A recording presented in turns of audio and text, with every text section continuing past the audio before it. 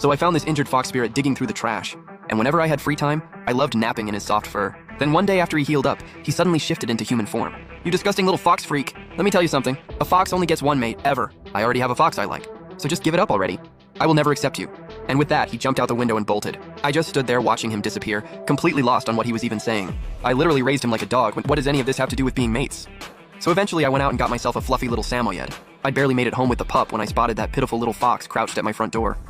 You humans are so fickle, I swear. Just ditch him and keep me instead, okay? My fur's thicker, denser, I eat less and I can even make money. Every cent goes straight to you. If you say no, I'm eating that stupid dog you're holding on the leash. Finding the white fox was a total accident. I thought he was a Samoyed at first. 3 days after I brought him home, I walked in to find him fully human, sprawled out on my couch, eating chips and watching TV like he owned the place. When something funny came on, that big fluffy tail of his just wagged away happily. In that split second, I mentally recited the 24 core values about 100 times. Stop looking at me like I'm a monster. I'm a fully evolved, intelligent species that came from foxkind.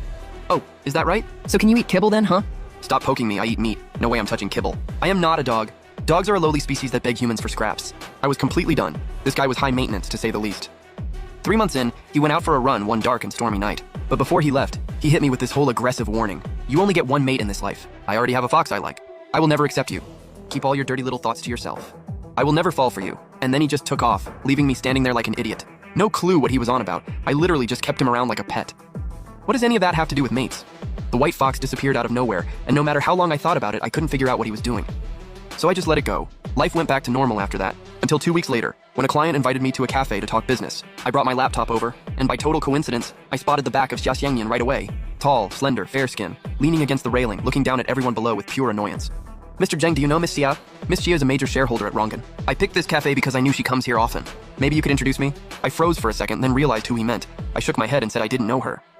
Just thought she was really good looking. The client sighed, couldn't hide his disappointment, and got noticeably colder toward me after that. I didn't care. I wrapped up the pitch, settled the bill, and got up to leave, when I spotted the fox person leaning to the side, chatting up some polished-looking older guy. They were real close, bodies practically overlapping, like a guy pulling a girl into a hug, or honestly more like they were kissing. I didn't think much of it and just looked away. On the way home, I passed a pet clinic and spotted a big dog sitting in the display window. I pressed my hand against the glass and he lifted his paw, pressing it right up against my palm through the glass. Right then and there I decided, I'm buying him. Having a dog beats having a person any day. Dogs don't talk back. They love their food and they're chill. When I'm out, he just lazily sprawls on the rug waiting for me to come home. I took him everywhere. The beach, an amusement park, the museum. One day I went to grab coffee, but the shop didn't allow dogs, so I tied him up outside. Told him to behave, and that's when 2 people showed up out of nowhere. It was the fox person, along with the same guy he'd been real cozy with that day. The guy stared at the Samoyed's wagging tail and just started laughing. Dogs, begging humans for attention. What a disgrace to the canine family. The fox person next to him looked just as dark, glaring over at me. I ignored both of them.